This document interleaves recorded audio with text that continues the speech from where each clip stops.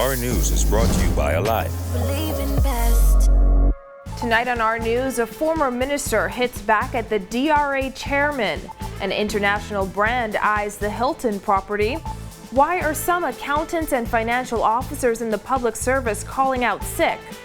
And a survivor recalls sleeping in her car outside a police station to avoid being abused.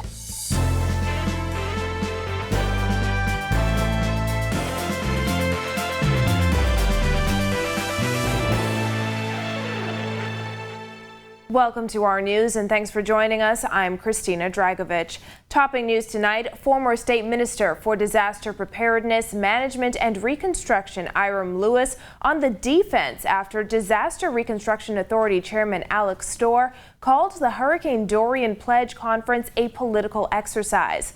Lewis called his comments reckless and insulting. Bethany McDermott reports. Former State Minister for Disaster Preparedness, Management and Reconstruction Iram Lewis defending the Dorian Pledge Conference, calling DRA Chairman Alex Storr's comments insulting to those who offered to assist the storm-ravaged islands. Last week, Storr said the former government's pledge conference in the aftermath of Hurricane Dorian was nothing more than a political exercise to fool the public. The pledge conference was successful from the position of person making pledges. So to say that it was only a political stunt, it's a bit reckless and I would say insulting to those who really made an effort to help the Bahamas. Storr added some people used the conference to get their foot in the door to benefit their businesses. Lewis called those comments unfortunate. The minister's administration said the UNDP held the conference to assist with recovery and restoration efforts on Abaco and Grand Bahama after Dorian ravaged both islands. The then government said it received roughly $1.7 billion in pledges. Those included technical assistance, intellectual assistance, concessionary loans, equity grants, and guarantee financing. But Storr said the actual amount received was nowhere near that figure. I would ask him to just release the records, just release the information and say exactly what the numbers are and also what the numbers were that we did collect. And then let's move on from there. But for us to continuously beat this dead horse saying, oh, it didn't happen, it wasn't successful, and for us to stall on that matter as opposed to focusing on reconstruction and rebuilding, that is unfortunate. Former Managing Director Catherine Forbes-Smith previously said $364,000 in cash was received from pledges. The lion's share of the pledges was a $975 million loan offer from the P3 Group, a U.S. company. The money would be repaid with interest if accepted. A pledge is nothing more than a promise. A pledge is not contractual. A person can pledge whatever. But when it's time to collect, there's always a disparity between what is pledged and what is collected, and that is the world over. And I would just encourage the now board to continue to seek after those persons who would have pledged. Their priority would have shifted because of the pandemic. But however, who knows, they may be in a better position to assist. When asked if he thinks the new government is looking to score political points, Lewis responded this way. The rallies are over. Elections are over. The PLP is not a governing party. It's just time to get to work. Reporting for Our News, I'm Bethany McDermott. The British Colonial Hilton Hotel closed its doors today, but Minister of Tourism Chester Cooper says the government is optimistic the closure will only last a few months as an international hotel brand is showing interest in the property. Jasmine Brown reports. The tourism minister says that optimism is based on several factors, as he says the Davis administration is pretty sure the hotel will not be abandoned.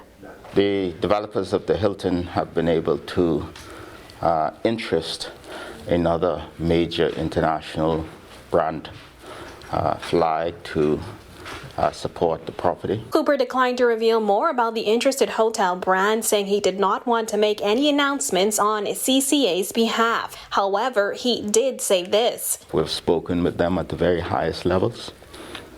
Myself, along with the Prime Minister, have spoken with the chairman and the executive of CCA, the owners of the Hilton. They are committed to the Bahamas. They are committed to the property at number 1 Bay Street, and certainly they are committed to their other developments next door. So we are optimistic about the future, and we look forward to the further enhancement of Bay Street. The closure of the 300-plus room hotel was announced last month. Strategic Property Holdings, which manages the property, in a letter to the Bahamas Hotel Catering and Allied Workers Union, said the decision to cease operations came after carefully analyzing business performance over an extensive period of time and the dismal business forecast for the foreseeable future. More than 100 employees were impacted, but some have since been hired by Sandals, which reopened its New Providence property last month. There has to be some renovations to the property. We are advised that the property will close for renovations. We hope that this will be a short period of time. We hope that the staff will be absorbed into the other properties that's owned by CCA. The British Colonial Hilton was one of the country's oldest hotels, still in operation. It opened in 1924 and was at one point the flagship property in the country. Reporting for our News, I'm Jasmine Brown. Minister of State for the Public Service, Pia Glover-Roll, says she was surprised by a sick-out staged by some public service accounting and finance officers this week. She could not confirm how many workers called in sick, but our News understands the sick-out was widespread and continued today. I was kind of taken aback by it because we just received their recommendations from their ministry, and how promotions work. You would have to receive a recommendation from the Human Resource Unit of the various ministries or departments. We've just received those. Literally, I just got those on my desk yesterday. Workers are reportedly concerned about promotions and back pay. As of today, the HR Special Projects Unit is starting to work on that promotional exercise. So, I hope that they would go back to work, simply because we're just getting the information, we're just getting the recommendations, and we're just getting started. I anticipate the process may take about 4 weeks. In other news, a young woman who suffered emotional and physical abuse during her relationship, revealing how she would sometimes sleep inside her car outside a police station to avoid the wrath of her partner. She's now warning women to look out for red flags. She shares her story with Vonique Toot during her series, When Love Hurts.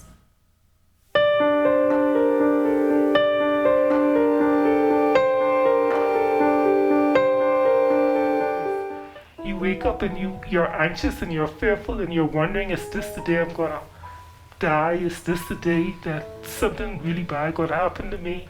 Every day was a fight for survival, according to this domestic abuse survivor, who agreed to share parts of her heartbreaking story on the condition she could remain anonymous. Sitting in the corner of a darkened room, she offers a handshake but not her name. From the first week the abuse happened, the abuse started. It wasn't frequent at first. After the first time, he was sorry, repentant, wouldn't do it no more, all of that, and I believed him. However, months later, it happened again. Daily was the verbal abuse, the verbal put-downs, but at least once a week it was physical. Were your family and friends able to see what was happening to you, or were you isolated from that?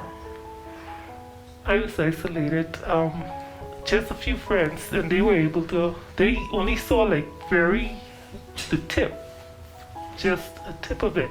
The crisis center describes this as a cycle of violence. First, there's a honeymoon filled with apologies and promises to change. However, tension eventually builds, followed by an explosion. The young woman says she suffered black eyes and bruises at the hands of her partner. Especially when he did something real bad, he'd stay with me for a long time. I don't know if that was to cause me not to call the police or call family members or just to isolate me, but he would stay up under me for like a day or two to make sure and keep asking me if I'm okay. Some days she was so filled with fear she found it hard to function and couldn't even brush her teeth. Sometimes I would go in my car and sleep in my car for the night because of the abuse, the physical abuse, because even the threat of it. Sometimes I just would drive off and go, but I didn't want to go by family members because I think he would seek me out there and cause a scene and stuff like that, so I would just go park by the police station and just sleep there for a night or two just to get away. Last October, police reported a 36% increase in domestic violence incidents, with 2,562 incidents reported. 1,885 incidents were reported in 2020. Though she was happy to escape her toxic relationship, she has reservations about giving her heart again. It's gonna take me a while, if ever. I'm considering not ever doing it again, because it hurts so much, and you give so much of yourself, and what you get back, it destroys you. And now I'm just trying to build myself back up so that I can be a whole person on my own. Do you still love that person? Yes, I do. And does that bother you that you still love him, but you can't turn those emotions off? Yes, it does. It really bothers me. It really bothers me, but I hope that's a part of my growth so that I can stop those feelings. Her message to other people in abusive relationships is, you deserve better. Don't ignore the red flags. Don't think you're gonna fix them. Don't think it's gonna get better. Don't think it's just as you do something. Don't think anything of that. Think that you deserve better. As soon as you see something and is unsettling to you, think, get out. If you're being abused, the Bahamas Crisis Center can help. Call the 24-hour hotline or stop in to speak with a counselor. In an emergency situation, officials suggest going to the nearest police station and speaking with an officer on duty. Reporting for our news, I'm Vonique Tude. Thanks, Vonique. If you need help, you can also find the Bahamas Crisis Center on Facebook. Well, Minister of Health and Wellness, Dr. Michael Darville, addressing questions on abortion today after the country's CEDAW representative said the establishment of a gender-based violence authority, the criminalization of marital rape, and the decriminalization of abortion need to be prioritized. Dr. Darville says there have been discussions on the issue of abortion, but there has been no finalized position. We are aware of the challenges as a result of violence against women. We are aware of the challenges of abortions. All of these things are issues that affect our society, and the Davis administration intend to confront these issues. But at this particular time, I cannot indicate what the cabinet's position is on it, but there has been some discussion. The United Nations Committee on the Elimination of All Forms of Discrimination Against Women has recommended the decriminalization of abortion in all cases and the legalization of abortion in cases of rape, incest, and severe fetal impairment. As a physician, Dr. Darville says his personal views on abortion are complex. There's many different areas where tough decisions need to be made, but me personally, I withhold my position at this particular time because I do have strong positions, and when we come together as a cabinet and finalize the positions, everyone will have to do it based on their own conscience. Windy conditions to continue tonight. Meteorologist Greg Thompson joins us with a first look at weather. Good evening, Greg.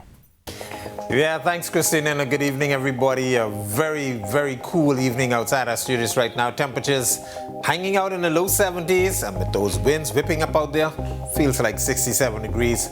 Winds are out of the east at 18 miles per hour with some higher gusts, and we are under mostly cloudy skies, with maybe just an isolated sprinkle on the outdoors. Satellite view, lots of moisture across the islands. Frontal boundary still hanging out near the southeast and central Bahamas, generating some low-level moisture across that area and some isolated showers. But you notice a lot of white stuff coming out of the Gulf of Mexico. That's some high-level clouds, courtesy of a disturbance in the upper levels. That's going to continue to keep us cloudy tonight, and that high pressure will continue to keep those winds whipping through tomorrow. That's your first look at weather. Your extended forecast is still to come. Still to come, a European cruise docks in Mayaguana. But first, why the health minister says the country is nearing the end of the fourth COVID wave. Stay with us. Welcome to our news and thanks for joining us. Topping news tonight. COVID-19 remains a serious threat. Coronavirus COVID-19 has disrupted our economy, tourism industry, educational system, and put our healthcare facilities and professionals on high alert. Are you prepared? Do you have all the facts? Stay tuned to this network for the very latest news and information on this global pandemic.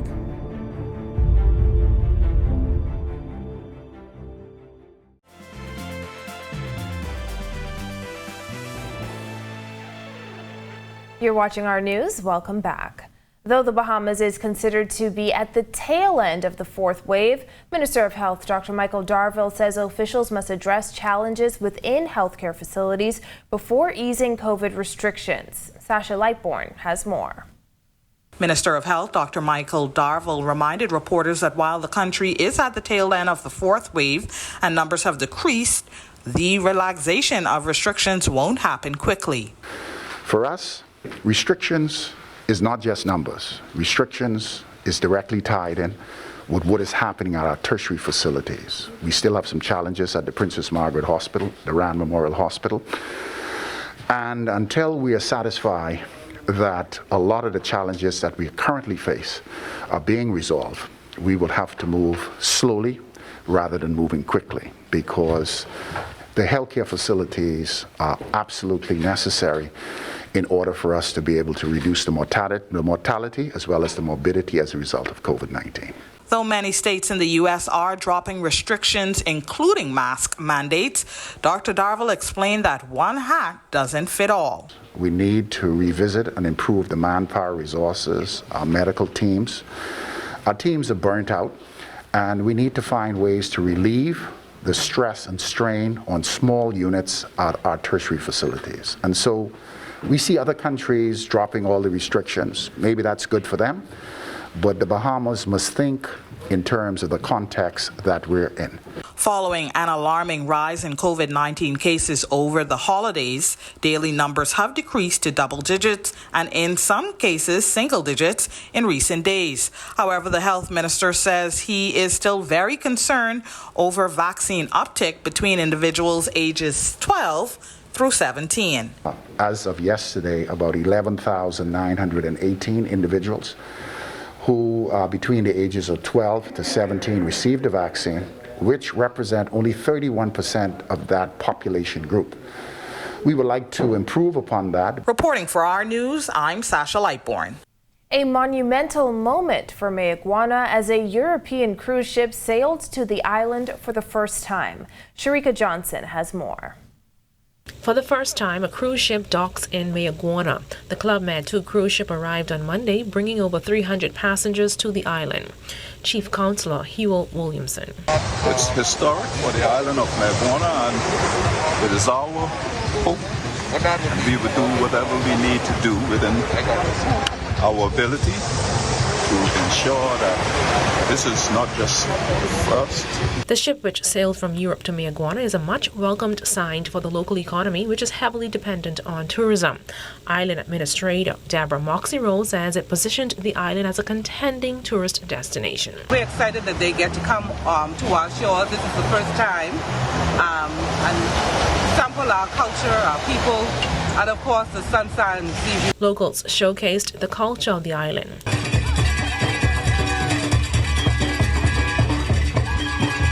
For our news, I'm Sharika Johnson. Well, football is over, but Marcellus Hall has the latest from the world of sports when our news returns. Welcome to our news and thanks for joining us. Topping news tonight. COVID-19 remains a serious threat. Coronavirus COVID-19 has disrupted our economy, tourism industry, educational system, and put our healthcare facilities and professionals on high alert. Are you prepared? Do you have all the facts? Stay tuned to this network for the very latest news and information on this global pandemic.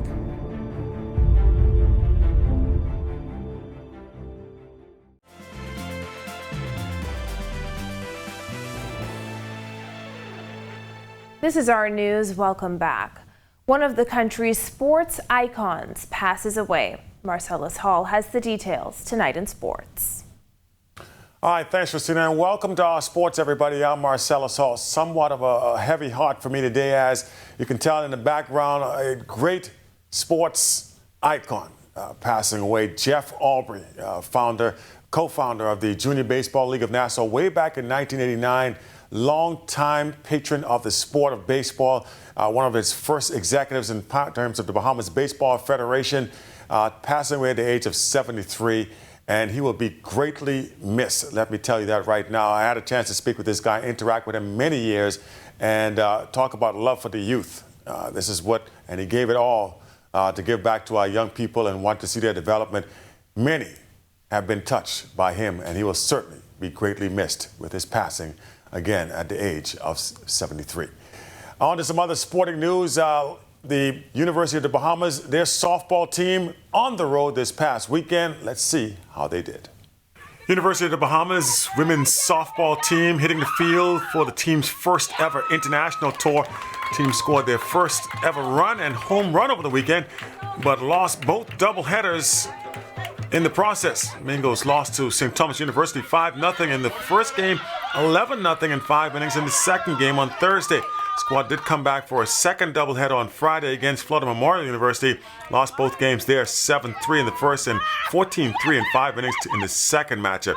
Co-captain Sophia Cartwright scored the first run from third base on a wild pitch in the top of the first inning of the first game against FMU.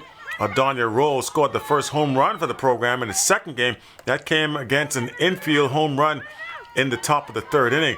Ramona Hanna tied with the loss in the first game with 4 strikeouts, and Adonia Roll got the loss for the second game with 2 strikeouts there. Hanna picked up the loss in the first game against FMU, going all 7 innings for the Mingos. She had 3 strikeouts. She also went 1 of 2 for the squad at the plate. Centise Cooper was 1 for 3 for UB. Adonia Roll was tied with the loss in that second game. Aubrey said he was pleased, Coach Shane Aubrey, pleased with the team's performance despite the losses. I told the ladies last night and early this morning, I'm extremely proud of the play. First time for many of them. We're short-handed, but they came out and played tremendous ball. A lot of that carried over to today's game. Albeit we lost both games, we were able to put some runs on the board in both games today. The ladies came out more aggressive, we were able to run the ball, we were able to put the bat on the ball, move runners over in scoring position, and score a few runs. Once again, we need to work on defense. We need to work on our pitching staff as well. So overall, like I said, I'm pleased with the level of play that we've done over the past 2 days. It's a good measuring stick of what we have and where we have to go. And that is your look at sports here on this Tuesday. Once again, condolences to the Aubrey family on the passing of Jeff Aubrey. We will see you soon on the other side of things, my friend. Stay well. That's your look at sports. I'm Marcellus Hall. Back to you, Christina. Thanks, Marcellus. How much longer will breezy conditions last? The answer when our news returns. Welcome to our news and thanks for joining us. Topping news tonight. COVID-19 remains a serious threat. Coronavirus COVID-19 has disrupted our economy, tourism industry, educational system, and put our healthcare facilities and professionals on high alert. Are you prepared? Do you have all the facts? Stay tuned to this network for the very latest news and information on this global pandemic.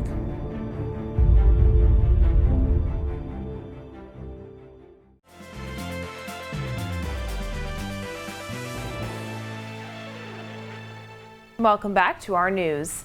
Sunny days ahead. Greg is back with our extended forecast. Hi, Greg. Thanks again, Christina. Welcome back, everybody, for our second look at weather. Windy day around the islands, cloudy conditions once again. That frontal boundary that moved through the capital yesterday and Sunday, actually down in the south. Some clouds associated with that, continuing to generate some spotty showers across the southeastern and central Bahamas. But we have an upper level disturbance in the Gulf of Mexico that's triggering some high level clouds that are moving out of that area across the area. So we're looking at some cloudy conditions once again tonight through tomorrow. But those winds will continue as that strong high pressure system to the north of us continues to generate those winds. But that high is going to move out towards the east. So our winds will turn more towards the east to southeast by the end of the week. So we're looking at some warmer temperatures and some decrease in the winds by then. Boating forecast for all areas tonight. An advisory posted. We're asking you beachgoers not to get in the water. Very dangerous rip currents out there. Northeast to east winds at 20 to 25 knots. Those winds will gust much higher. Seas rough 5 to 7 feet near shore, but they will be up to 10 feet offshore, especially along those Atlantic exposed shorelines. Tide will be high at 7-11 tonight. Here's a look now at your national forecast.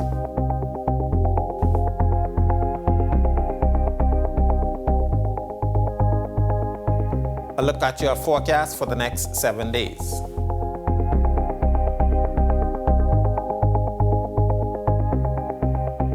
Cool and breezy conditions expected for at least 1 or 2 more days, and then we start to see a warm up by the weekend. Back to you, Christina.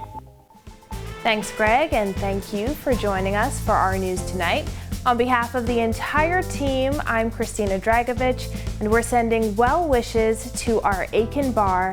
Thank you for our news. Thank you for everything. Have a beautiful evening, Bahamas.